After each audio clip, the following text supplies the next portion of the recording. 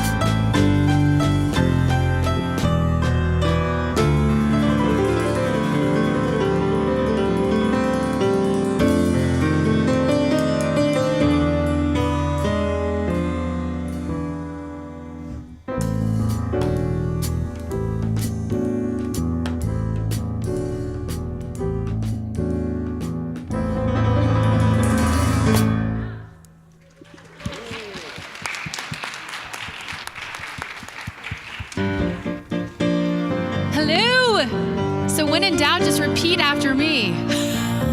But you're welcome to sing with me. Oh, let me love in a holy, holy way. Let me love in a holy, holy way. Oh, let me love in a holy, holy way. Let me love in a holy, holy way.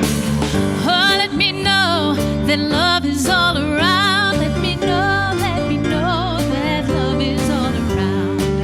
Oh, let me know that love is all around. Let me know that love is all around. Oh, let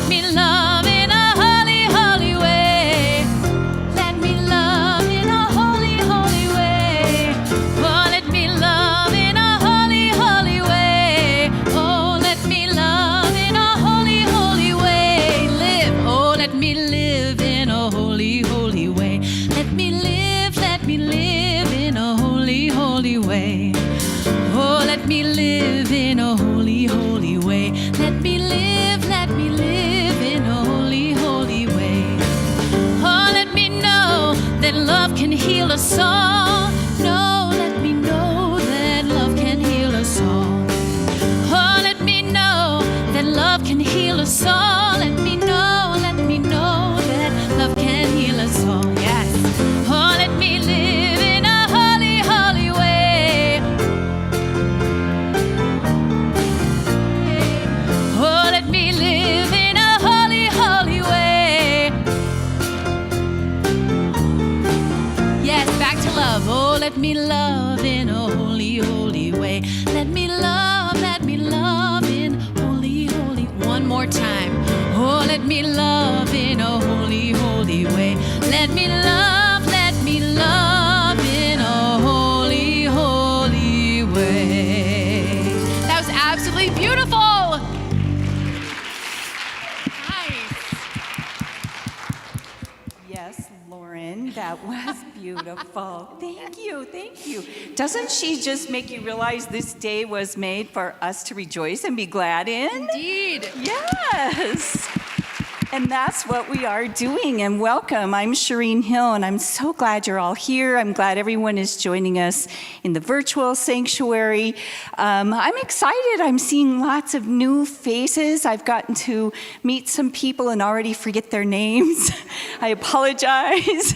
But if you are new here, Mariette is at the welcome desk. When you leave, you can get a welcome packet. And if you're new online, you can go to unitydenver.org. Click on New to Unity. And everyone, if you feel comfortable, share some information on the connection card. We'd love to get to know you even better. So, speaking of being in this space, right after our fellowship today, at about 11:30, the group that is called the Reimagining Our Space group is meeting in the Children's Garden. And I'd really like to invite you to be a part of that. It's imagining and co-creating what this space is all about. Not just the physical space, but what can we be to our communities? So I hope you take some time to join us in the Children's Garden at about 11:30. The next thing is the Red Tent Women's event. This comes up every month, so mark your calendar. If you identify as female, non-binary, transgender, LGBTQ, you're welcome to be in that space. And if you take a look at the insert in the bulletin, you'll see lots of things happen when those individuals come together in the space each month. And so you can also register online for that. But I encourage you to be a part of that. The next thing is kind of a spoiler alert. Does anybody know what next Sunday is? Yes, Easter. You were right, Trish, they do know. But what you might not know is that in this space will be the most amazing musical performance and the most uplifting message around rising up. And so make sure you're a part of that, and don't be selfish. Bring all your friends and family. We want everybody to experience this most amazing, amazing time next week. And then lastly, I want to invite you on April 23rd to be a part of a workshop that I have developed. It's called Living on Purpose. And during that workshop, we really have an opportunity to recalibrate with those strengths and those gifts that we are born with, and really start to revisit the question, if I were to live every day doing something I love, what would I do? So I hope you'll join me. You can sign up online, and we've come into the current century. You can also use the QR code on the insert to to register, or stop me if you have any questions on that. But I just want to end with thanking you for being here online. You've made my day. Thank you. Thank you, Shireen. Good morning, everyone. Good to see your faces in here. I'm Trish Morris. I have the honor and privilege of serving as your spiritual leader here this morning and most days, really. I have a couple things I want to follow up with that Shireen mentioned before I take us further, and that is her Strengths Finder /gifts finder workshop. She did that with our in-house staff last week, and it was so revealing and helpful to recognize sort of how we show up with our strengths for better and worse, right? And not that any of them are bad, but when we understand sort of what motivates us, mine was like silly things like, I don't even remember, oh my gosh, but one of them was connection and harmony. Anyway, I should know these. I should be living by these. I know the first one is intellectualized, which I was not impressed with, and it made a lot of sense why I come up here with 17 pages of notes and try to live from my heart. Ugh.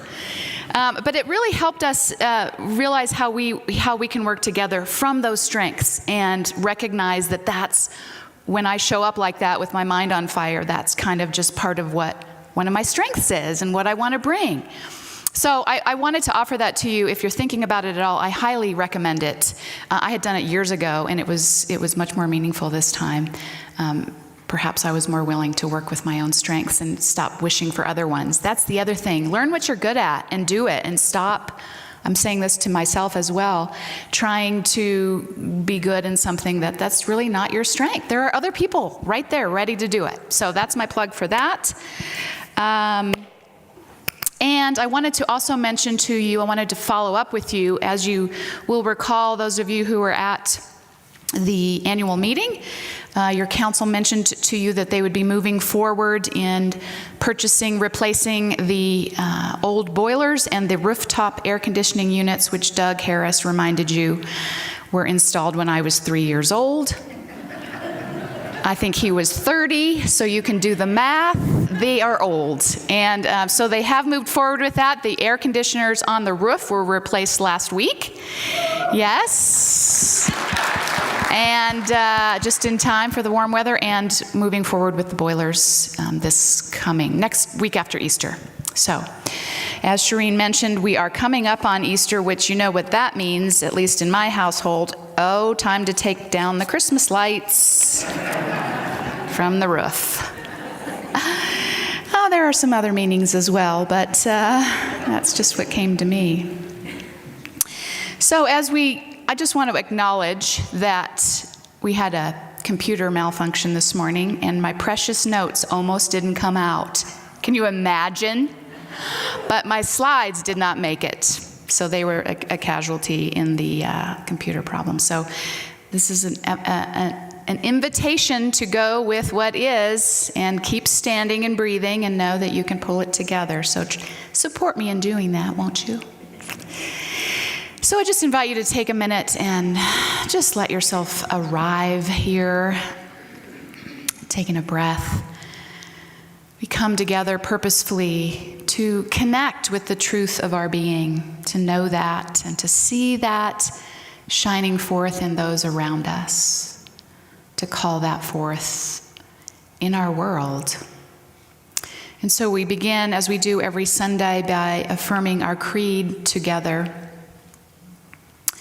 Our God is love, our race is human, our faith is oneness.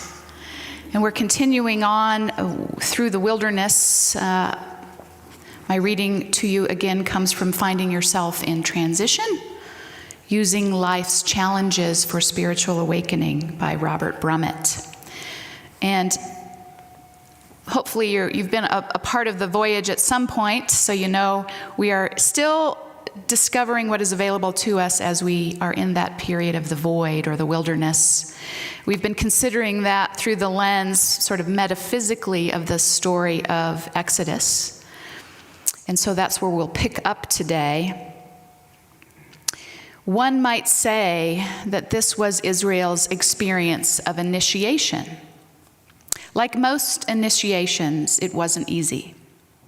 The Israelites experienced doubt, fear, confusion, regression, and finally, repentance, which just means changing their mind. They changed their mind, changed their focus. Initiation takes place in the void, often occurring at deep levels of the psyche, unknown to the conscious mind. Here the seeds of rebirth are sown. Not yet ready for fruition, a struggle ensues between the new consciousness and the old. We may vacillate, filled with faith and promise one day, only to find ourselves worshiping the golden calf of the past on the next. We worship this golden calf when the old mind gains control, when we regress into negative and self-defeating thinking, feeling, and behavior patterns created in the past.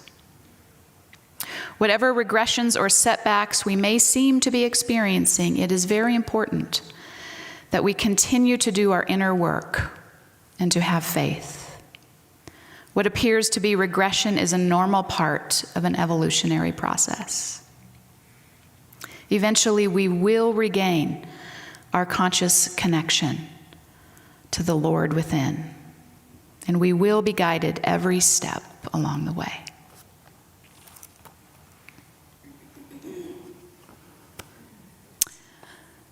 Yes, so as you continue to let that sink in and bring your presence to this time and space together, I'll just ring our crystal bowl to center us in our heart space. This is tuned to our heart chakra, so let that have its way with you through sound and opening your heart. It helps to calm our mind.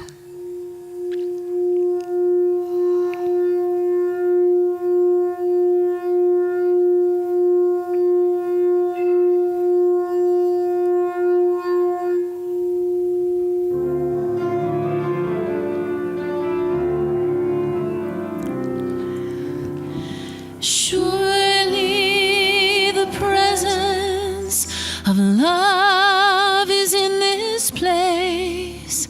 I can feel the mighty power and the grace. There's a holy hush around us. I see glory on each face. Surely the presence of love is in this place.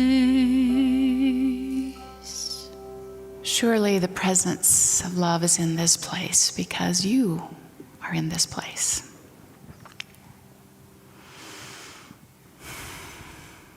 And so I invite you to connect with that presence of divine love that lives at the center of your being. That sense of truth and love that expresses through you and as you connect consciously with your oneness with God, by whatever name you may know that to be, that divine intelligence that is the source of all that is. We connect with that consciously now.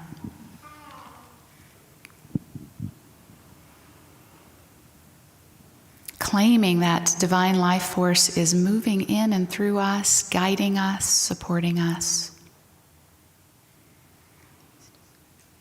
Just as we've learned that story of Moses, attuning to that voice, attuning to that guidance, that is our story.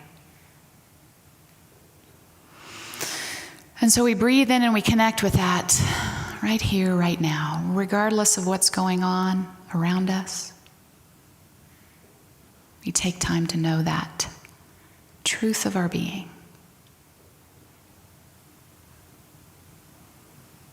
And as we do that, we can meet whatever is going on around us with greater understanding and awareness and possibility. And so bring to this space, to your mind, anyone, any situation that is in need of what we would say prayer, to be reminded of this truth of their being. To be reminded, as we all need to be reminded, of the divine pattern that is working in and through each one of our lives, individually and collectively.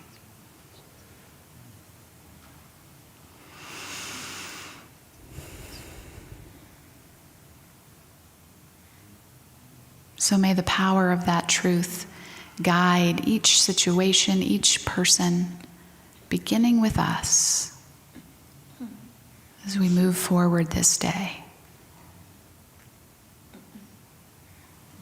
Trusting and knowing the Lord of our being. That as we have learned has never and will never forsake us, leave us, mistrust us. That's what we do.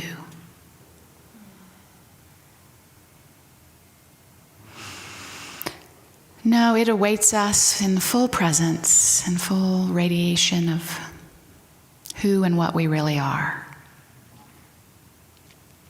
And so we breathe that in, we claim that, and we move forward with greater ease and confidence. And so it is. Amen.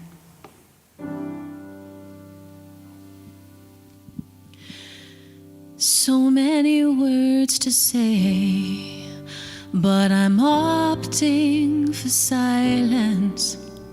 So many days to live, I think I'm sitting this one out. 'Cause something I've been chasing finally stopped to let me catch it. Something I've been longing for and dreaming about. It's a whisper in my ear, it's a shiver up my spine. It's the gratitude I feel for all that's right. It's a mystery appeal that's been granted me tonight. This peace.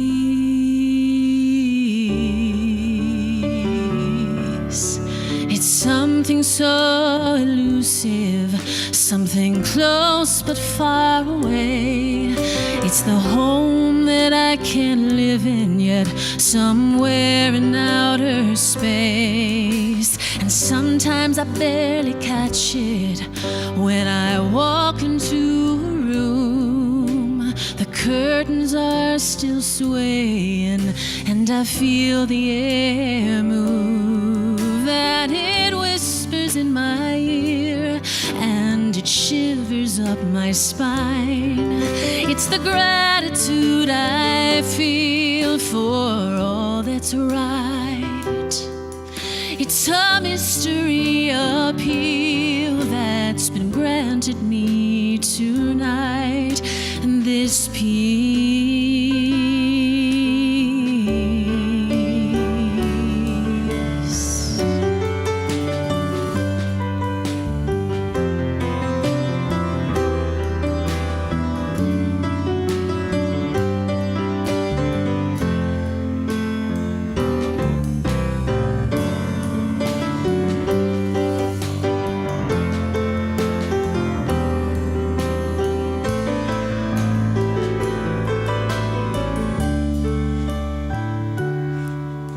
No time to grab a camera, no time to write it down.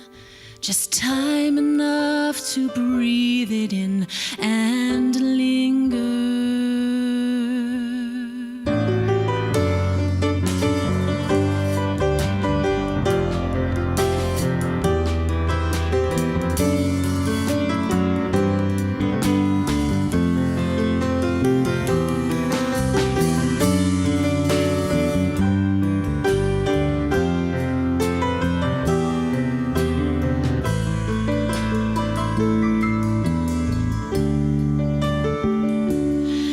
And it whispers in my ear and it shivers up my spine.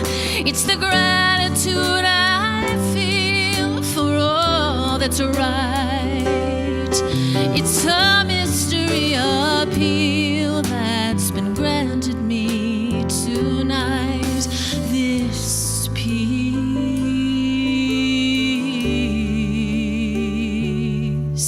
This peace.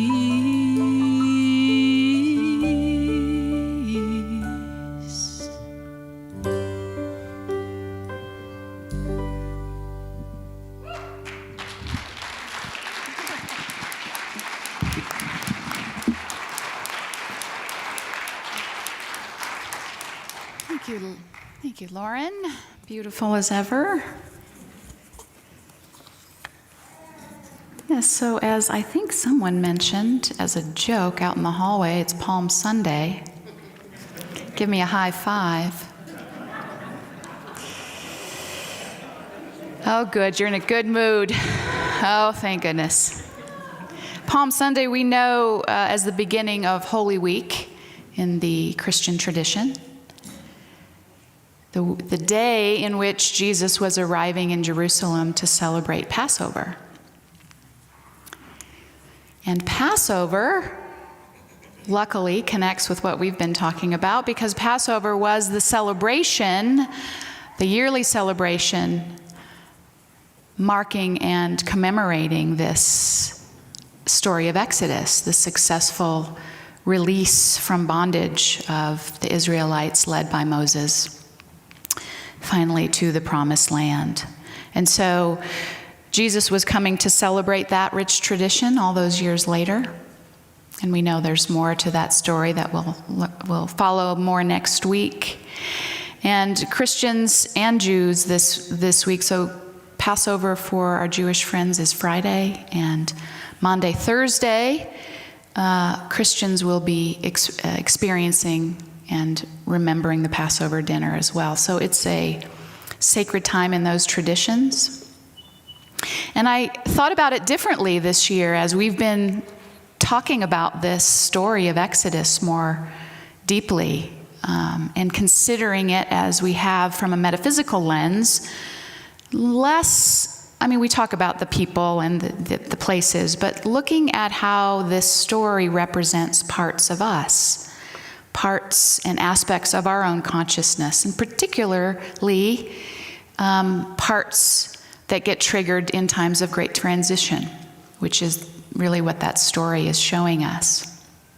And so we're wrapping up our time in the wilderness, so to speak.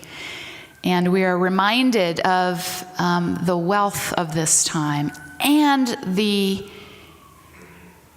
if we think about it in the three stages, we've experienced an ending, we're in the void, wandering in the wilderness, familiarity has vanished, comfortability has vanished, we're questioning who we are, what our purpose is.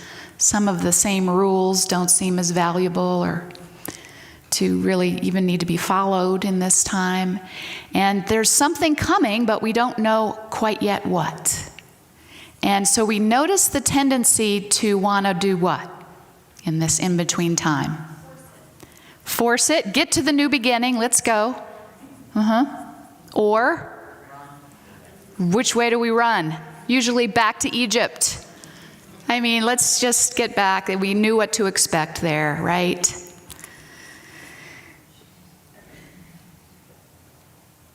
And so we're invited to stay present, and don't spend a lot of time beating yourself up about that. Notice this is what happens.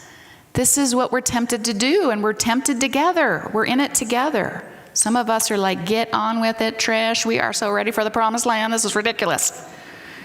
And others are like, wait a minute, we don't change too much. And where are we going? And what do we need to, what sacred cow do we need to never touch, right? It's a variety of experiences.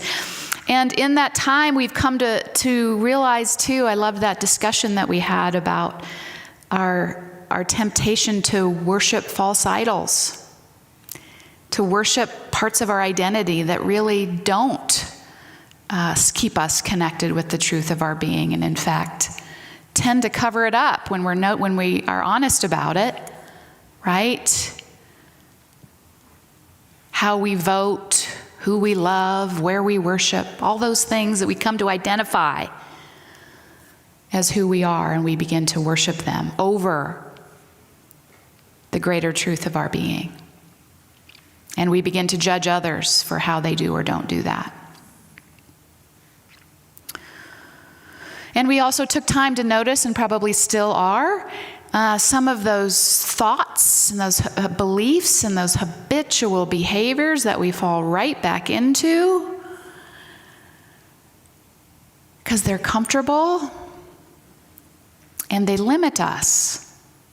And so we've been considering what what do I do to myself that keeps me imprisoned? And a lot of that has to do with the way in which we focus our mind. Is it happening to us or happening for us? And I know that's a little bit overrated. I don't want to, it's hard to look at some things that are very painful and very difficult and say, oh, this is happening for you. Shh. But the truth is that there is something in there that is potentially growing you, showing you a greater truth of who you are. And so we're invited in this time, in this in-between time, to resist the temptation to fill what feels empty. Feel, F-I-L-L, and instead feel it, F-E-E-L. Because that is, again, where we've discovered when we're left with few devices to hide behind or numb with, distract with, we really get to the core of who we are, to the deepening of our power and our truth, yes? Sometimes that's what it takes. We will flimsy around with golden calves and idols and identities till we just can't anymore. And I think that's where a lot of us are for various reasons and collectively, as we've been discussing. And so we're called during this time to have faith, to listen for and follow that inner knowing, as was demonstrated by Moses through the voice of the Lord. And I want to be real clear about this. This is what I had a real good slide for. Just imagine it. It was real pretty. When we talk in unity about the Lord, we want to be very clear that we are referring to the activity of the spiritual I am ruling our consciousness. So we are letting our divine consciousness, the true creative power within us, rule over our minds. For me, and I've talked about this before, and I'm guessing for some of you, when you say, follow the Lord, how many of you go, wah, wah, nope. Mm-hmm. But that's what we're talking about. That awareness, that consciousness within you that is a direct reflection and expression of divine intelligence, divine love, divine mind. That's what we want to focus on. That's what we want to listen to and follow. Particularly during this time where typical signs and rules are seemingly changing. That's always the case in the void, in the wilderness. There isn't a map. Oh, how we want one. We have an old map, and it's like, oh, this doesn't look the same. What is happening here? And so that's the joy, that's the part that we're in, is recognizing that doesn't lead me where I want it to go anymore. Why do I keep going on that path? That's where we say, Lord, lead me. Not Lord, but Lord. That part of me that knows. I don't know about you, but every time, that's why that statement that Moses hears, I will fight for you, I will never leave you, has such greater meaning to me now. And it's not selective. When we understand it sort of traditionally, it's like some people. The Lord will always lead some people, always protect some people. No. In a way, we are all the chosen people if we choose God first, if we make that connection that is who and what I am here to follow. And all things in my life then sort of fall in better alignment, so to speak. It's not that they're less challenging or difficult or confusing, but we are coming from that place within us that never changes, that is solid, that is truth. And as we count on it more, it shows us more. Have you experienced that? And then sometimes we think, God, why did it take me? Here I am 40 years later. Still wandering around. It takes as long as it takes, but we can be diligent, we can be focused, we can be on task, and that is what Moses continually showed the Israelites. And so I will remind you, here again is a wonderful slide. You see it? The Israelites metaphysically typify that within us, which is always endeavoring to follow the inner leading of divine truth. They represent our spiritual thoughts, the thoughts that pertain to the real and enduring ideas upon which we and the universe were created. And we have an inkling of them. We want to follow them, but sometimes we don't trust them. We get all feared out, scared out. Oh boy, I'm really doing good with my English. We get afraid of that Pharaoh, that deity of the ego that rules by fear. And so Moses represents the urge within us to move forward to greater expressions of that spiritual knowing of ourselves, of those spiritual ideas, to trust them, to listen for them, to move forward with them. Charles Fillmore, the co-founder of Unity, says this about Moses, that in Joshua, this is a little further on in the story, Moses represents the evolutionary force of new ideas that have grown in the subconscious until they have lifted up Israel, or our spiritual thoughts. So they've been brewing, and Moses draws them out as he did the Israelites. Come on, come into the light. Let me follow them. Imagine the slide again. It'd be funner if you could see it. It's real colorful.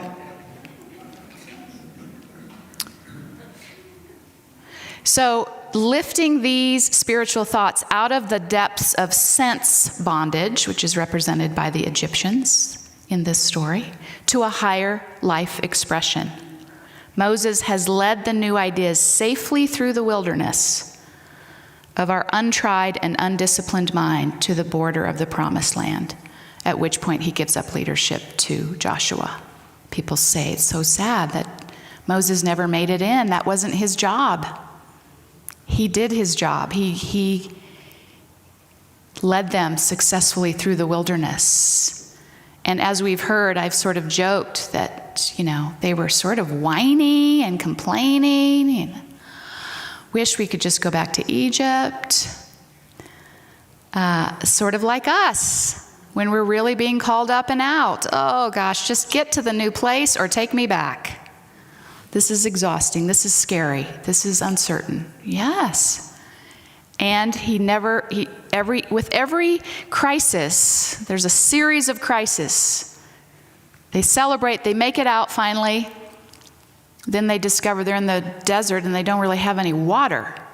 And the water that they find is bitter. And so now they are, once again, like Moses, you don't know what you're doing. And of course, the Lord directs him to a tree that he treats the water with, and the bitter water becomes sweet. And then they don't have any food. What happens? Manna from heaven starts to appear, right? Every day, even wise enough to know, okay, on the Sabbath, they're going to need extra, and I can't drop it here, so I'm going to drop extra the day before. So the contents of this story is, with every crisis, there is a solution in the higher understanding within us. But if we continue to look at the lack and have that mistrust and misunderstanding of what the purpose of it is, we don't say, my God, there's manna from heaven. Okay, I think I can trust this process, right? It goes on. And this is just an example. This is just a symbolic way of showing us how we doubt ourselves and doubt that knowing and power within us. Doubt it enough can we follow it? Can we trust it? Can we trust that this time in the wilderness is purposeful? And so the story finally, Moses goes up, receives the 10 Commandments, comes back, and what have they done? Everything we tell them not to do? Don't worship false idols. Oh, let's make a golden calf. That seems like, whoa. And that's a whole nother lesson that's pretty interesting metaphysically. But again, out of fear, we do things that have been done before, and they don't even hold any meaning anymore. And how is that going to save us? So he throws a fit, breaks the commandments, breaks the staff, the stones. I'm telling you, people, if you will listen and follow, we have a great purpose. And so finally, Moses breaks the stones. Someone's going to get serious. So they do. They finally repent. They finally turn their thoughts away from fear and limits in the past toward following the greater purpose and truth for their individual lives and certainly for their collective lives. And they become a united nation in the wilderness. All of this happens in the wilderness. Moses hears the voice of the Lord for the first time in the wilderness. We know of the great meaning for Jesus to spend time in the wilderness. So all of that is pointing to, don't underestimate the power of this time. Don't underestimate what is being revealed in and to and through you. And take time to hone your listening and your noticing for what is coming in and through you. Does that make sense? Don't need a slide, but they certainly liven things up.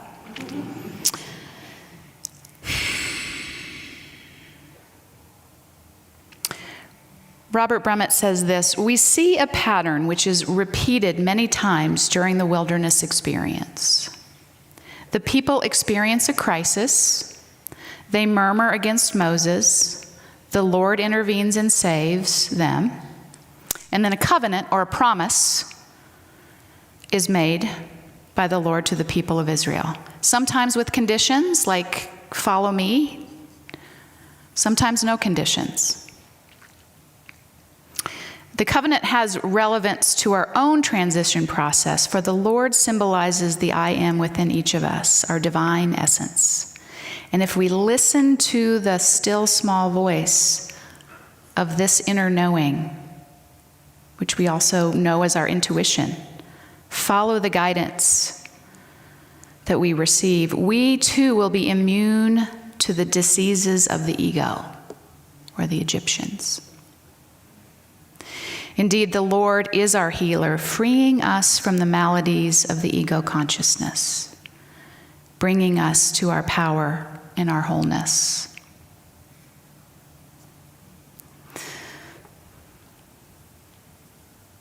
And so just consider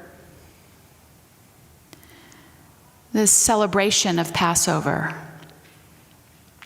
that certainly, clearly is a historical event of a freedom and a movement of people into a united nation with a purpose, with a covenant.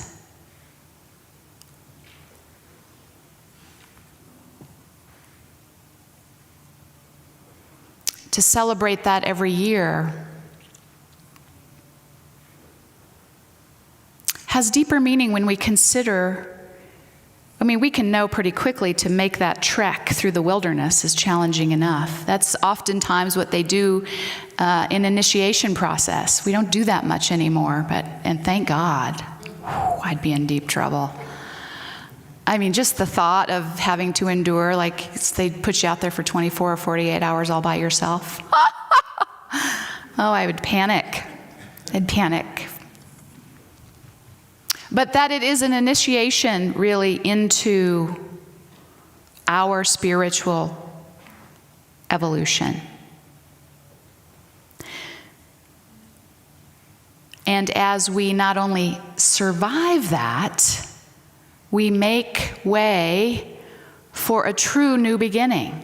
Again, we've talked about if we don't sort of do the work that is in this time, which is challenging and is uncertain, we pull some of the stuff from the past right on into our new beginning, and we wonder, oh, here goes another marriage. This is weird. It's just an easy example of the work we don't do. And think just, a new house or a new job or a new minister. We'll just, right?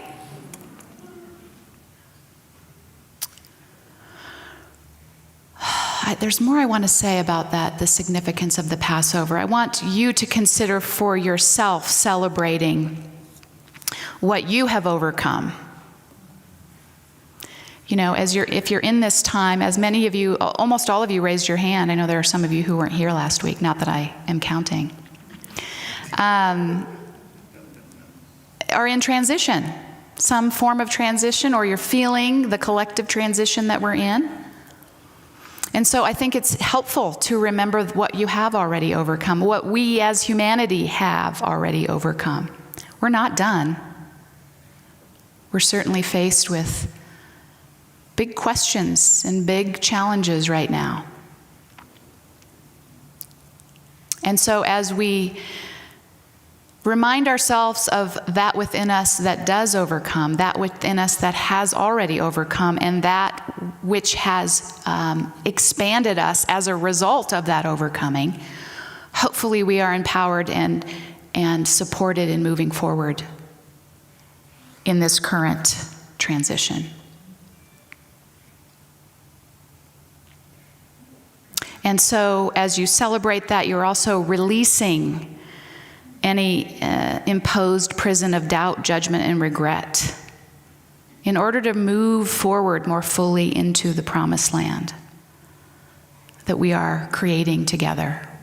The co-founder of Unity, Charles Fillmore, says this: when there wells up in us a great desire to be free from the bondage of ignorance, which is, I've added, the ignorance of our oneness with God and with each other, then our journey to the promised land truly begins. When there wells up in us a great desire to be free from the bondage of ignorance of our oneness, our journey to the promised land begins.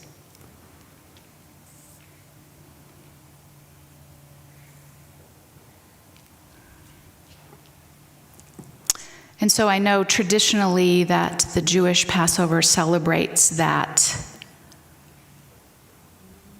successful journey and all that it then afforded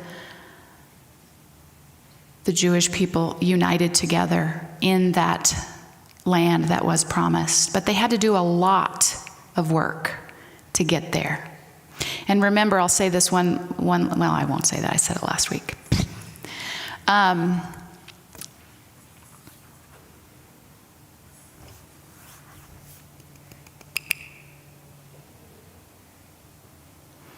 And so it's ultimately a question of trust. And what I noticed in that story for the first time is we know and we recognize the tradition that the Jewish people are the chosen people, the first people that clearly received that message of being chosen. But if you notice in this story, it wasn't until they chose God that they really had that experience of being chosen.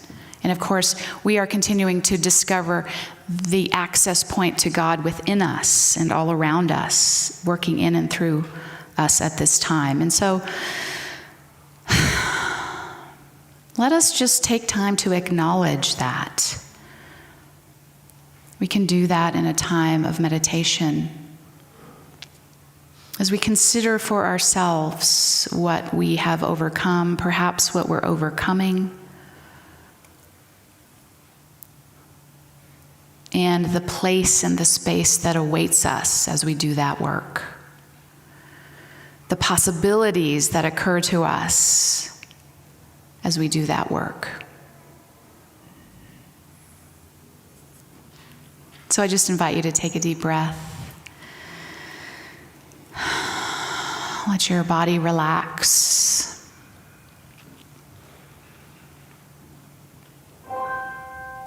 And just connect with that place within you that knows this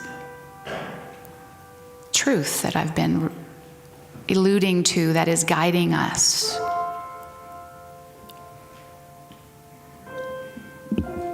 Guiding us to heal our bodies, our minds, our misunderstandings. To release the ways in which we ourselves have imprisoned that truth, denied it, avoided it, covered it up, doubted it.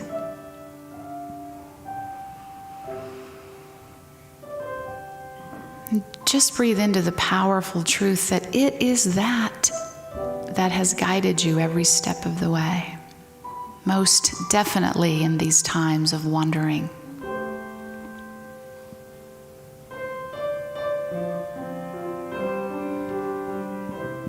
And if you haven't felt that, could it be because you are back in the past or in the future?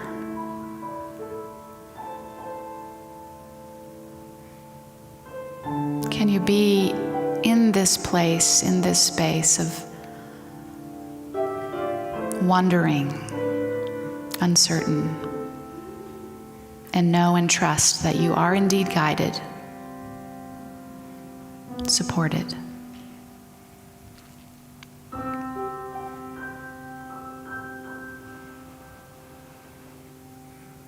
That in truth, your life, my life, our collective life is following a divine pattern.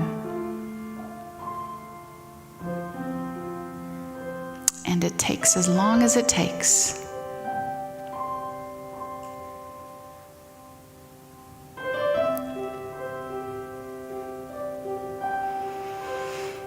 And so we release any resistance, we release any fear, any judgment, anything that would separate us from knowing that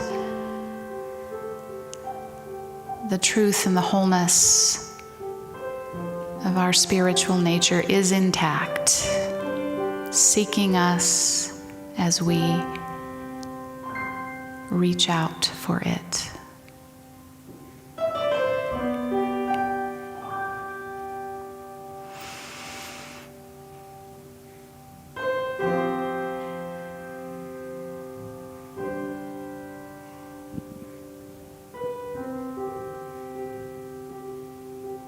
And so we listen and we trust and we move forward as we are guided, not too soon, not too slow, just in time.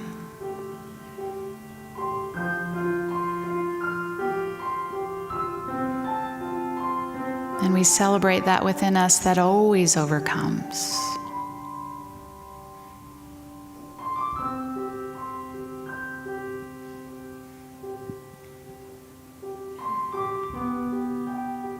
We celebrate the continued freedom that we experience as we purposefully break free from the beliefs and the behaviors that bind us.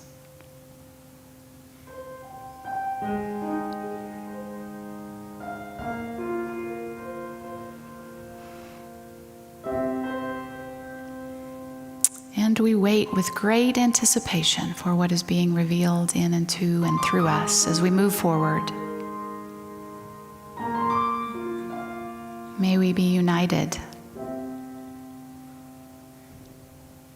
May we receive a new covenant for how to be with ourselves and with each other in a way that indeed serves the Lord of our being.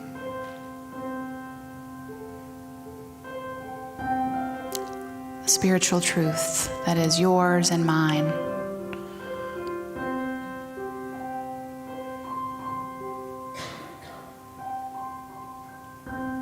May we continue to open our eyes and our heart to that as we move forward this week.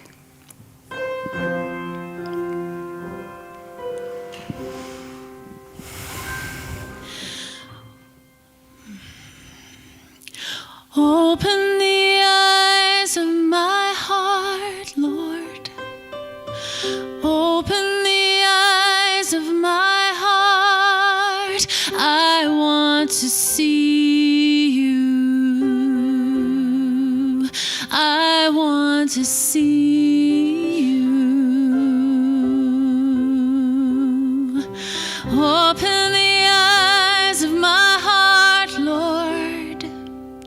Open the eyes of my heart. I want to see you. I want to see you. To see you high lifted up, shining in the light of your glory. Pour out your power and love as we sing, holy, holy, holy. Holy, holy, holy. Open the eyes of my heart, Lord. Open the eyes of my heart. I want to see you. I want to see you. I want to see you. I want to see you.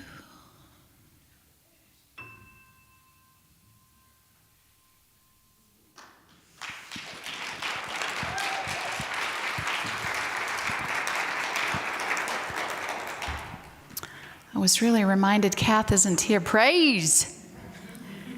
Kath Robinson isn't here, but I joined her singing group that met on Thursday, pick a day. And I'm not a singer, you know. I'm always like, oh, please have my mic muted while we're singing.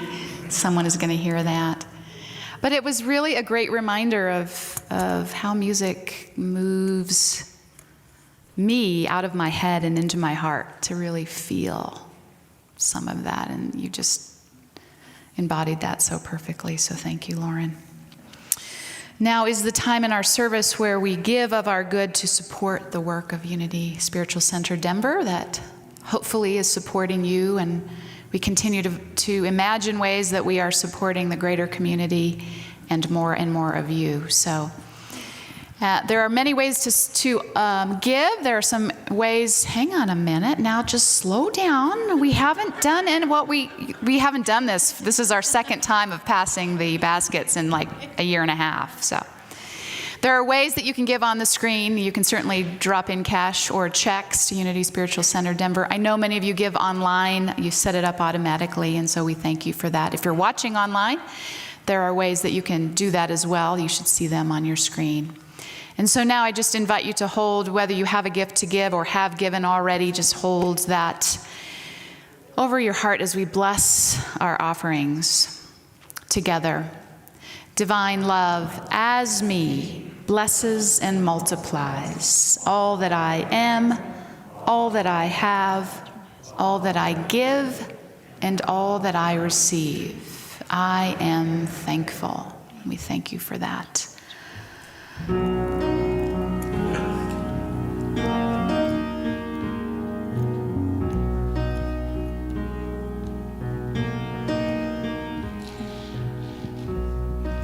There is a place far from this worried world where freedom awaits from that burden you've got locked inside. Oh, how you tend to hide. So won't you go there with me, down to the riverside where the water runs free, and you can let your heart swing open wide. Won't you swing it open wide? 'Cause baby, you are mine to carry such a load. Lay it down and we can watch it go down the river of grace. Oh, the river of grace.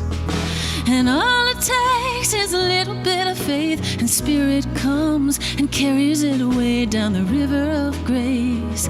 Oh, the river of grace.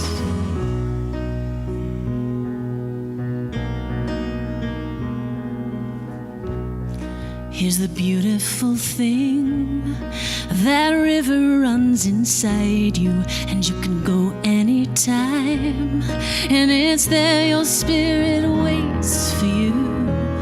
Yeah, it's waiting there for you, 'cause baby, you are mine to carry such a load. Lay it down, and we can watch it go down the river of grace. Oh, the river of grace. And all it takes is a little bit of faith, and Spirit comes and carries it away down the river of grace. Oh, the river of grace. Cast your every care, cast 'em way out there, and the river deep in the endless supply. Oh, feel your heart rise up from that cleansing flood, so clean and free, so free and alive, so true and alive, so true and alive. 'Cause baby, you are mine to carry such a load. Lay it down, and we can watch it go down the river of grace. Oh, the river of grace. And all it takes is a little bit of faith, and Spirit comes, carries it away down the river of grace. Oh, the river of grace. Ooh, won't you let your heart swing open wide? He's got it, baby. You've got it, baby. Ooh.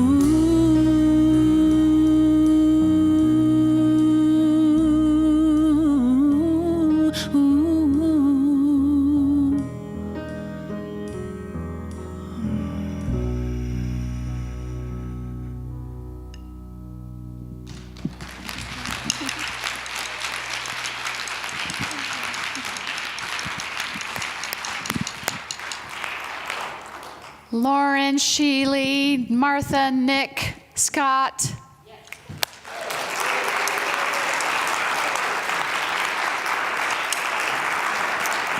Beautiful. Hey, I want to tell you that's another thing you can do to get yourself through the wilderness is have an awesome playlist. Yeah. I don't know why I didn't do that sooner. Like, turn the freaking news off. And I wanted to say one more thing. I wanted to thank you all for the service last Sunday that you participated in, where you, what was it? There was an investiture. It was a new experience for me as a spiritual leader. You all invested me. I'm going to leave it at that. But you filled out those little cards that said you were committed to supporting me in this ministry, and then the Sisters in Spirit had a wonderful fellowship time, and so I wanted to thank you for that. And I also wanted to amend something that I said as I received that investiture. I said, I've done my work to be here, as if it were done.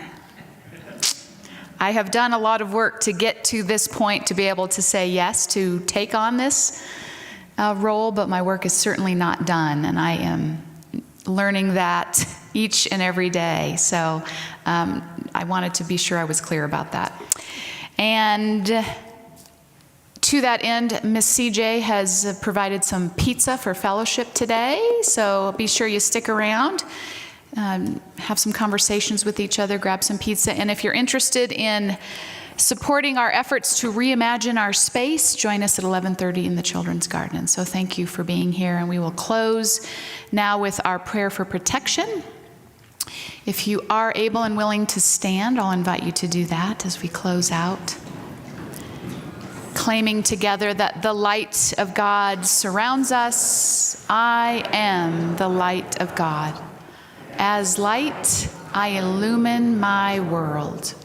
The love of God enfolds us. I am the love of God. As love, I live empathy, understanding, and compassion. The power of God protects us. I am the power of God. As power, I co-create a world of love, unity, and equality for all. The presence of God watches over us. I am the presence of God. As presence, I stand in truth in all circumstance. Wherever we are, God is. Amen.